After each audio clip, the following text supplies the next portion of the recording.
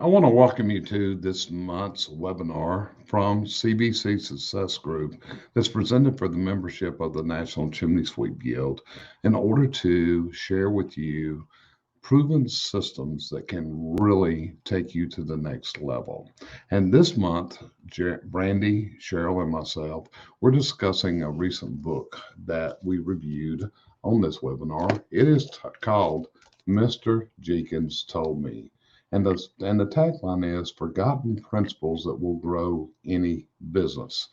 And so you'll know who Mr. Jenkins is. Mr. Jenkins is a person that bought an existing HVAC company in the year 1990 when it was a very small company in Charlotte, North Carolina, and has grown it to a phenomenal size with a tremendous workforce running a multitude of trucks and with an employee count today that numbers at 445 people. The company has been purchased by the Wrench Group in the recent past and is part of their operations. It's called Morris Jenkins Heating and Air. And Morris Jenkins Heating and Air basically has made a mark and is so highly branded in the Charlotte, North Carolina market area.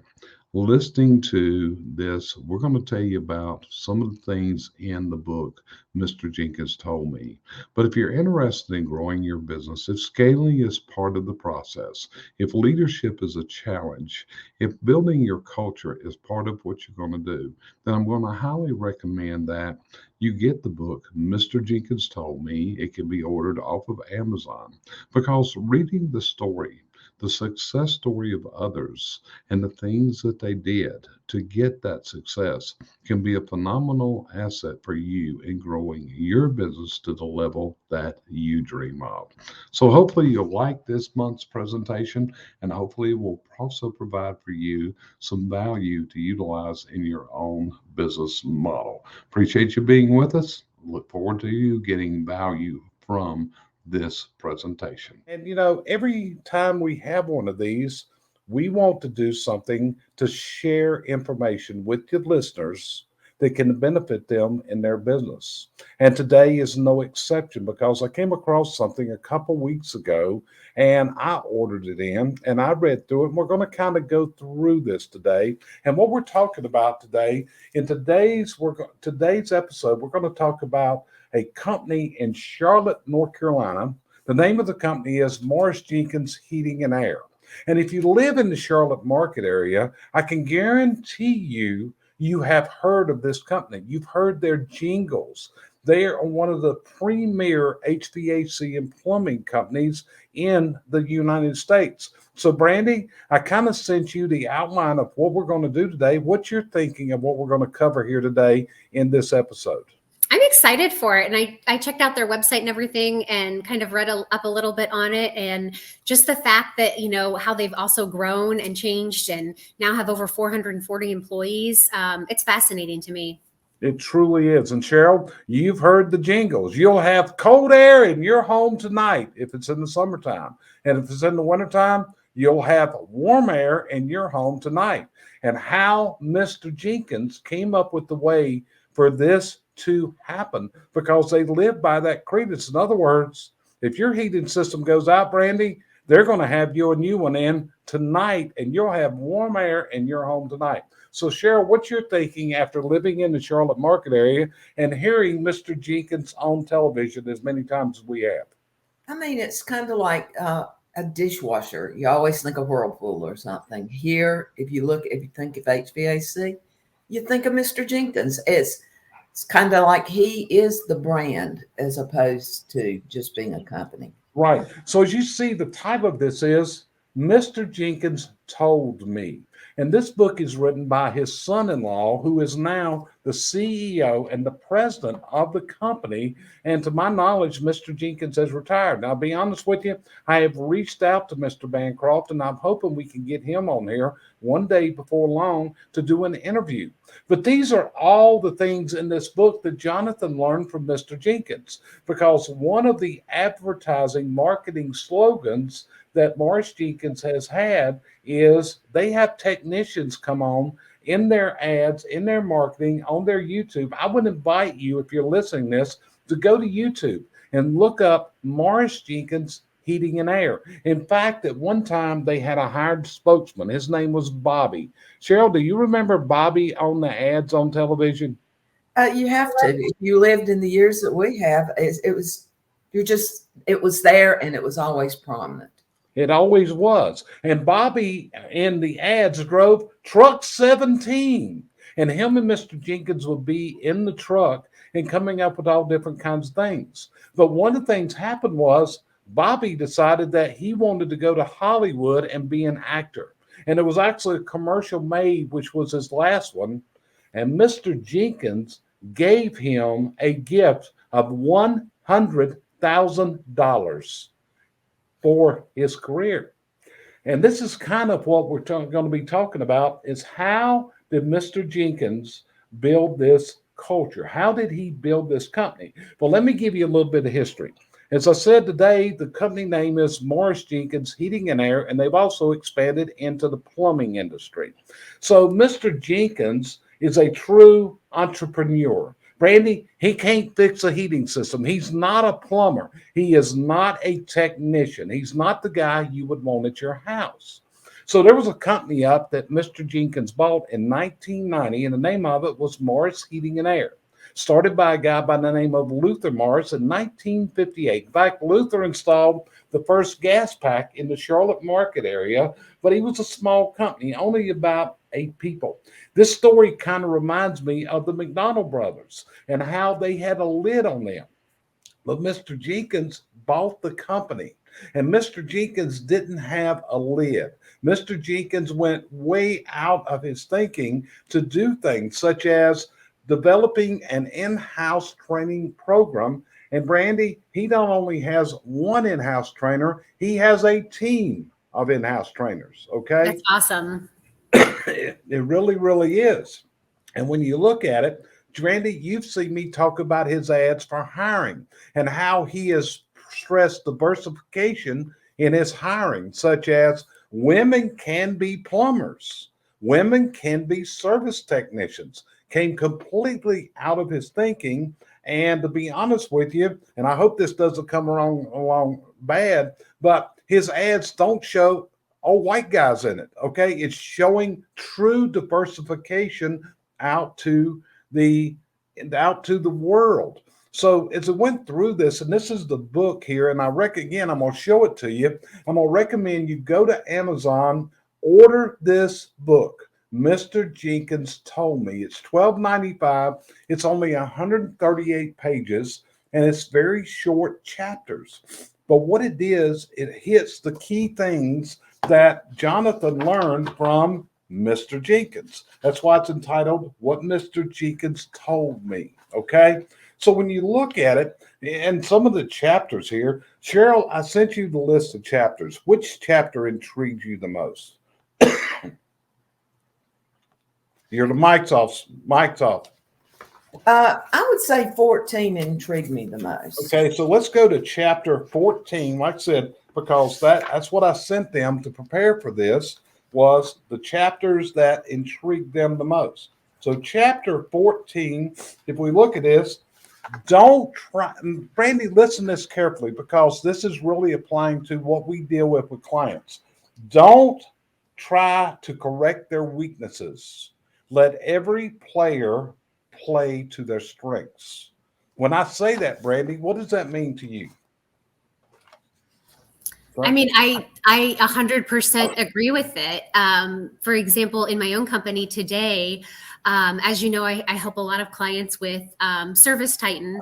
I had a ton of meetings all day today with clients. And some people have just tiny things they need done on Service Titan. And so I've pulled Madison in to help me with some of that today. So she's actually sitting beside me while we're doing this. And I've got her over there working on some of that stuff because that is her strength. She's actually was one of the very first Service Titan certified administrators. That is not my other CSR strengths.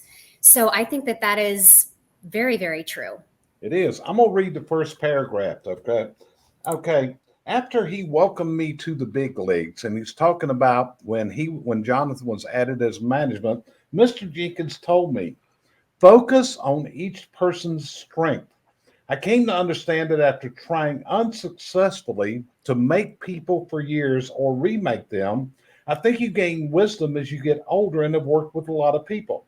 You cannot take a person's weakness and turn it into a strength.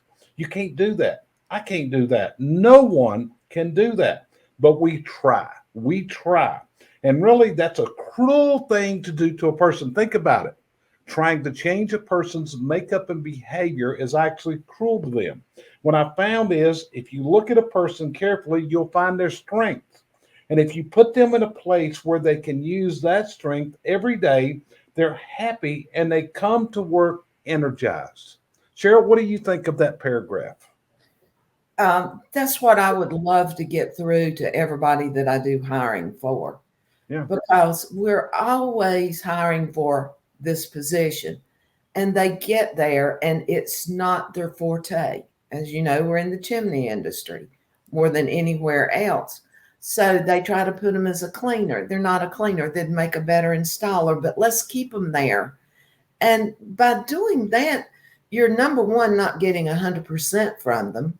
Number two, they get miserable and they walk off and you've lost an employee. So if you can move them around, if you have the ability, or if you can at least promise them the position which they're fitted for, it's called the right seat on the bus. Yeah. And one of the books that I always recommend to clients is the book Traction by Gino Wickman. And one of the things, this is one of the principles of his works in the EOS system that we also utilize in our coaching. But in this, it's talking about people being in the right seat and finding in people putting them into the right seat. And often as we look at it, I look at this in our industry. You said a while ago, Brandy or Cheryl, one of you, we concentrate heavily into the chimney and fireplace industries. So when we look at this, many times we want our technicians to be great technicians, and we also want them to be great salespeople. And to be honest with you, in my experience, you can have a great salesperson that's going to be a crappy technician. And you can have a crappy technician and can be a great salesperson.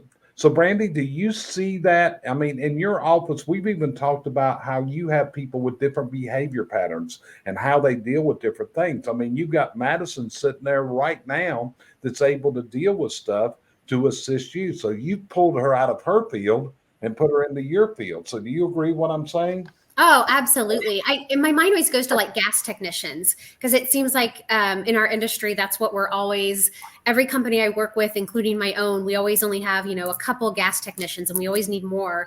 But that takes a very analytical, hands-on technical mindset to do that. Not everyone is cut out for that. So I think when hiring technicians, for example, you have to really assess, are they going to do better on repairs? Maybe they're just an install person. Maybe they are that really love customers, like interacting, and are good at sales. And then seeing, perhaps hopefully they are that technical person that can become a gas technician. But we don't usually hire specifically for a gas technician. We take a look at the team and then see, okay, who would excel at this position. Yeah, got you covered. And so same situation, I phrase it this way. If we take a chimney sweep technician is used to working with a sledgehammer, pry bars, wrecking stuff.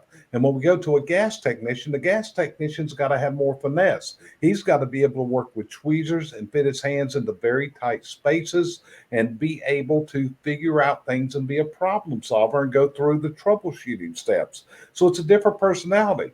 Brandy, same question. How often do we see someone that is a great technician, but they cannot serve in a leadership management role? Do you see that as a problem? I don't see it as a problem. I see it as that then we shouldn't put them in that role. And there's some people that they don't ever want to be in that role. They're not comfortable in that role.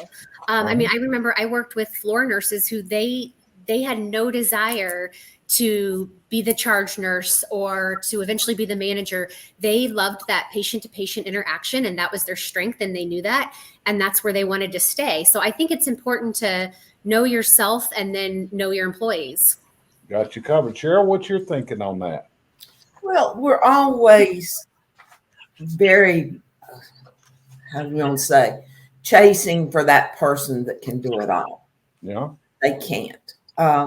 And a lot of times a leader does not want to do, and I call it minutia for lack of a better word. They don't want to do that technical work. But when Brandy was talking about technicality on the gas logs, I think females fit real well into that position because they're used to the small intricate things. But it's hard to get a female to come out for working in the field. A lot of times we are seeing it more and more, but you've got to work with the person, whether they're a leader, whether they're a salesman, or whether they're just a technician. They all three are important, and they all three have their positionings. Right. So here's another chapter, and this is one of mine. So I'm going to read this, and Brandy, Cheryl, after that, I'm going to get your thoughts on that.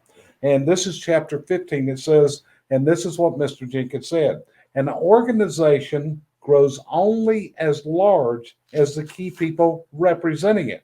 And the first paragraph is as follows. The first time I heard him say that was in a meeting of the department heads. And he said, an organization grows only as large as the key people representing it. And then he paused and looked at each of us one at a time. After he made eye contact with every one of us, he finished his thought. If each of us hires people bigger than we are, we will become a company of giants. And see, that's often what happens. It's like, Randy, you probably deal with companies and that need outside expertise. It could be in the world of budgets, it could be in the world of systems, because that's what we're doing is we're helping a lot of companies putting their systems together, and you work with people, and a lot of times you even have an opportunity to review the software that they have and find the holes in the software. Does all this make sense to you about bigger people? Oh, absolutely. I remember years ago, it's been now, you and I did a podcast, and I think it was titled Smarter Than Me. And the whole premise behind it was how I always try to hire people that are smarter than me. There's a lot of skills I don't have. I hate Excel spreadsheets. I want nothing to do with them. So I want to hire people that know how to do that. If I go to make like some sort of a template, it's going to be in Microsoft Word, and I'm just going to use that little graph table, and it's going to be black and white. So I turn things like that over to Madison, and she puts it in color and makes it really beautiful and pretty. And so we don't want to hire a bunch of us's. We want to hire people that have the skills and the talents that we don't, so that collaboratively we can all get there. Right. It's just like recently, Denise in your office did 2 job forms for me, okay, for Yep. two different questionnaires we were putting together. My expertise is not job forms, okay? And I'm sure it was real easy for Denise to do this, where I would have spent hours and hours on this. And this is what often happens. We get bogged down. So Cheryl, what's your thought on that chapter? I like it because, you are, they say, like the 5 most important people that you hang around with. But the thing is, and I have this problem with employees, they don't want people better than them because they're afraid they'll take their job. So people need to quit looking at that and realize you need those important people to help you do your job better, so you both have a job. So it's always hire up, train up. I've never understood that concept of looking for somebody that does just like you or less than you. Right. See, my idea of a manager is a person that you got to throw a rope out every once in a while. So slow down. You're moving too fast. Rather than a person that I got to throw the rope behind me and lasso them and drag their butt to where we want them to go.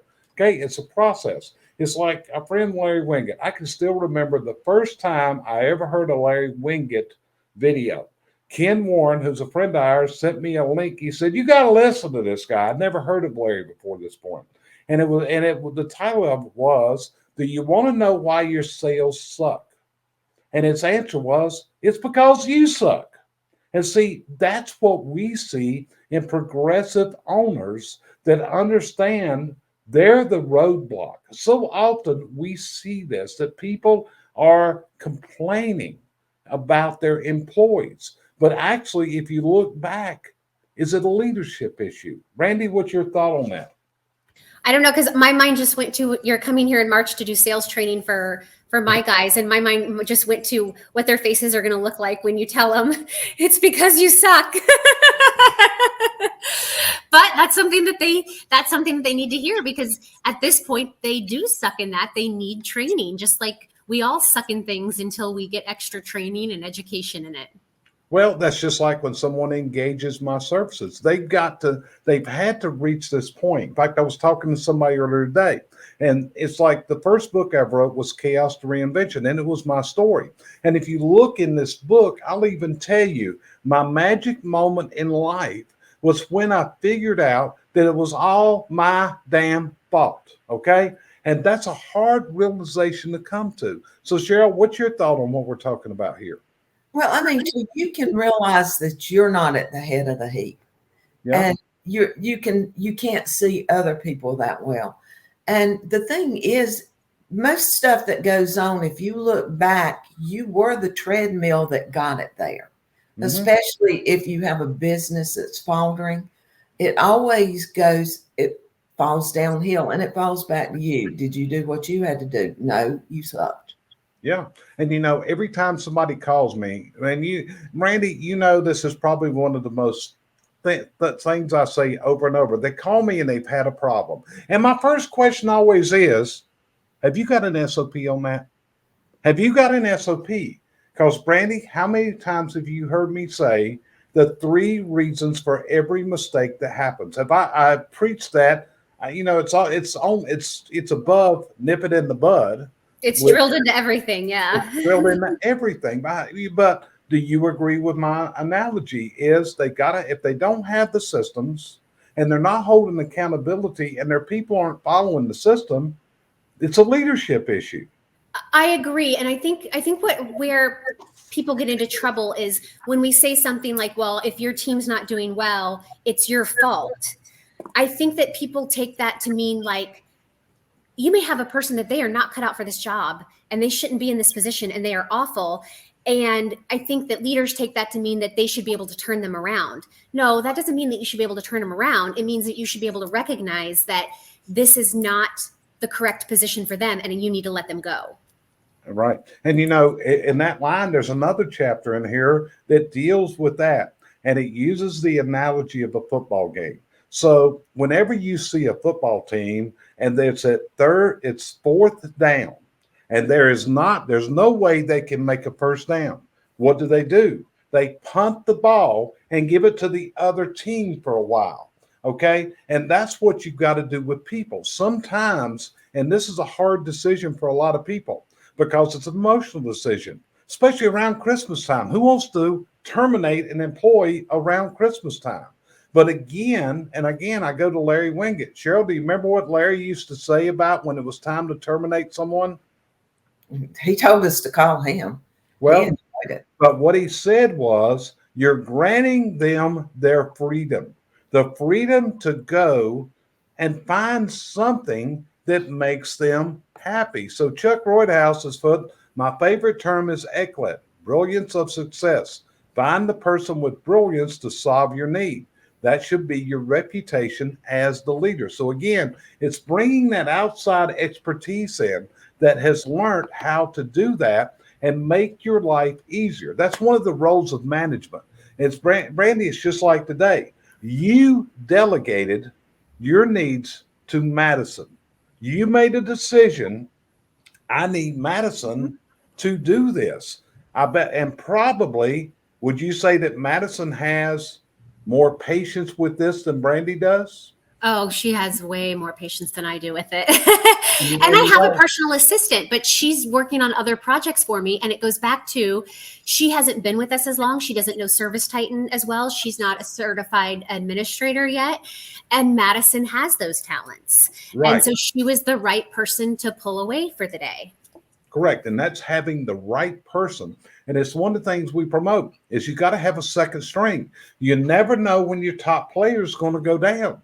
Can you imagine a football team trotting on the field and the star quarterback gets sacked?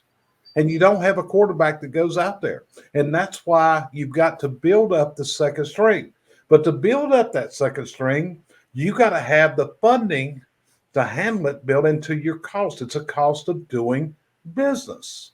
Is you have this, okay? It's like Chuck Roydhouse that's on here listening to us right now. I always remember when I worked with Chuck, he had a spare truck. He had a fully equipped spare truck ready to rock and roll in case his truck was in an accident. Fully equipped, all the whole 9 yards. This was anticipation of what was going on. So another chapter here that's very interesting is leadership isn't management. Leadership isn't management. So I'm going to read this out. The role of a manager is to turn talent into performance. It's to look at each person individually and then put them in a position where they can work to their strengths. If you put a person in an area where they're strong, you get tremendous performance. But if you try to work on their weaknesses, you get just a little bit of improvement. So the manager's job is to look inwardly and recognize the talents of each individual. A leader's job, on the other hand, is to look outwardly with the employee. The leader's role is to show each person a better future. A leader's message is always, tomorrow is going to be better than today. Everyone has uncertainty about their future. We do. I'm sure we wake up in the mornings wondering what's going to happen today. This is why a good leader will say, hey, here is where we're going, and this is how we're going to get there. In truth, the leader may not know exactly how we're going to get there, but if he can paint the picture and give his people hope, the people will follow him there. And see, that's one of the things we find out in SWAT meetings. One of the assignments that we give every owner whenever we come in with a SWAT meeting is you have to tell your people what is your vision. What is your vision for the company? And that's my question to you. If you're listening to us today, are you sharing your vision of where it's going? Where are you sharing this? It's one of the things that Al Levy has shared with us of having an organizational chart. So, Brandy, you heard me say this about leaders and managers. What was your thoughts on this? No, I agree 100%. And I had a thought when Chuck put that up. I had a thought to go along with that, but of course it's been a day and I've already forgotten what my thought was because Chuck is also very insightful. But it's also recognizing limitations too. So, for example, I've had Madison up here for almost 4 hours. Now I know Madison well enough to know I can't keep her up here all day with just me because she will go crazy because she needs people. She needs to be around people. She loves to talk to customers. She loves to talk to other people. So if I keep her up here all day with just me, she'll go miserable. So it's also recognizing those limitations as well. We don't have to be the smartest person in the room. We just have to be able to find the smartest people in the room. Very true, very true. So anyway, Madison, I hope that you make it through the day without, slugging Brandy or whatever. Because we know Madison's sitting over there. Can you say something, Madison? I think I know I look like this. She's representing Copperfield today. I am. I don't know if we're supposed to represent vendors on the show. But no, I mean, she brought me up here. It's been actually it's not been too bad, not yet. It's just been the repetition all day. And like she said, I would like to go downstairs eventually. But I will do what I can for my team always. There you go. Well, I appreciate you joining in there. And you look fine in the hat, okay? Fridays, we represent our Chiefs and our players. So, Carol, what about you? What do you think about this comparison or differentiation between the leader and the manager? I think there has to be. It's hard to be both of them. If you do, you have to totally swing your mind capacity in a different direction because it's kind of like I kind of take it back to the older parenting thing. The mom was the manager. She took the daily things and kept everybody smooth all day long, kept things going. And then the father was the one that oversaw the family and made sure they were intact and took care of them. So it's the same way in business. You've got to have someone out there that can see the whole picture. And then you've got to have someone inside that's capable of seeing each person and their spots where they need to be. They can't see what their future is, but they can see how to mold them to make their future fit into the leader's prospect. Yeah. And another chapter here that I think is really, really good is, and all these chapters are good, I'm telling you, but the title of it is Don't Wrestle with Pigs. Don't wrestle with pigs. I want you to think about that a minute. Okay. So the question Jonathan asked Mr. Jenkins was, Mr. Jenkins, you tell me to believe in people and let them be who they are. But what do you do when someone is acting like, excuse my French, a bastard? And the answer is, well, Jonathan, that's the hardest thing in the world to do. Sometimes you work with people, you love them, and they disappoint you by doing something that's hurtful or dishonest. The temptation then is to build walls around yourself so you won't ever be hurt again. The hardest thing in the world is to not give up on humanity just because someone has disappointed you. Because if you give up on humanity, if you quit believing in people, you'll end up hurting someone else because of what that one person did to you. And to me, that is a golden nugget for life right there, because we see this happen. We're not open to other people's points of view. We're not open to other people's beliefs. And we have to be that way. And Mike's right. I think that's one of the secrets. Brandy and I's friendship is so deep. It's because we have a respect for each other's opinion. No matter how quirky either of us are, Brandy, we always have that respect, don't we? Yeah, and I'm going to remind you that on this podcast, you used the term old white guy. Old white guy. See, she keeps me straight so you understand. But again, it was a valid point that can be used in teaching, okay? So what you thought about that, about, what I just said? Well, tell me the pig. Tell me the saying again. Okay, the saying is, don't wrestle with pigs. I mean, I like it. I love pigs. I want to Because, pop secretly. right, but if you wrestle with a pig, you're both going to You're gonna get get money. Yeah. It's kind of like one of the quotes that was shared with me with a fallen departed brother many years ago. His name's Roger Sharon. And Brent Sherrill knows how close Roger was to me. And Roger shared with me one day a thought that has hung with me every day. And every time I'm tempted to say something argumentative on social media, I see Roger looking at me. And he said, Jerry, don't ever argue with an idiot. From across the street, nobody can tell who the idiot is. Yeah, it reminds me, there's an acronym, and of course it's not coming to my brain right now, but it's something about like, is it necessary? Is it kind? What I think is what Chuck say, you get in the mud and pigs like it. Well, and that's true. They do, and they want to egg you on. And what I think is there's never a reason to get in the mud in the first place. We're all different people. We all have different opinions. We come from different backgrounds. That helps give us our philosophies in life, and we either respect that or we don't. And if we don't, then we don't need to work together, or we don't need to be friends, or we can part ways. So I don't think there's ever a reason to get in the mud in the first place. Yeah, and I agree. Cheryl, what about you? What's your feeling? Well, my feeling is people are a lot more sensitive now than they used to be. Really? Yeah. And so it's wait a minute, the old white guy saying that here, Brandon. Extremely a lot more sensitive.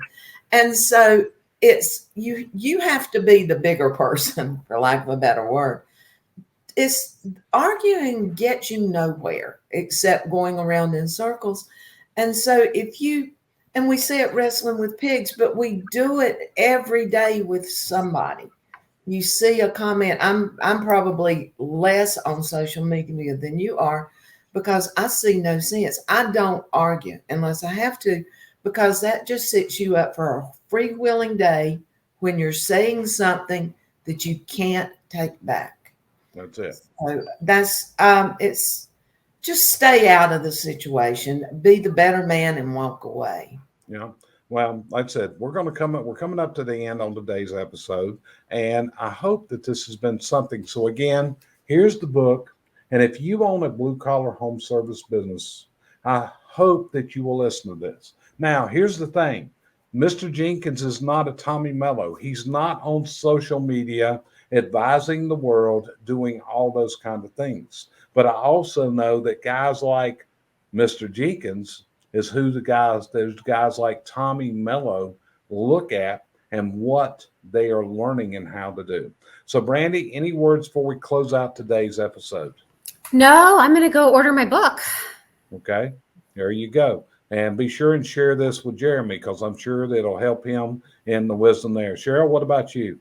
I enjoyed the book. I got the Kindle version of it, and I thought it was one of the better thought through books, and one written by a man that totally respected Mr. Jenkins and in his theories, because like you say, Mr. Jenkins never did anything actually with the HVAC hands on, but yet he has trained more and more people, and he is the only service here in Charlotte that works 24 hours a day. Yeah, they are there. So they do stand by that. And that's one of the things pointed out in this book is they were selling maintenance contracts. And Mr. Jenkins asked his CSRs, why are we not selling more service contracts? And the CSRs told him the honest answer.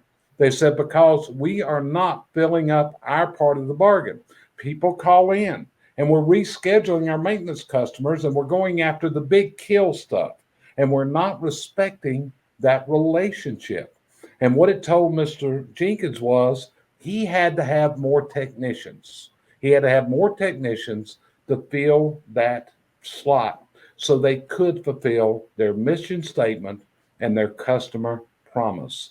So do yourself a favor, order a copy of Mr. Jenkins Told Me, and I guarantee you, you're going to find wisdom in there. It was evident that Mr. Jenkins had read John Maxwell books. He has read Zig Ziglar. It was very evident Mr. Jenkins didn't dream this stuff up. But as I looked through here, I could see how traction applied to that. I could see how 21 laws of leadership applied to this, the laws of teamwork and everything else.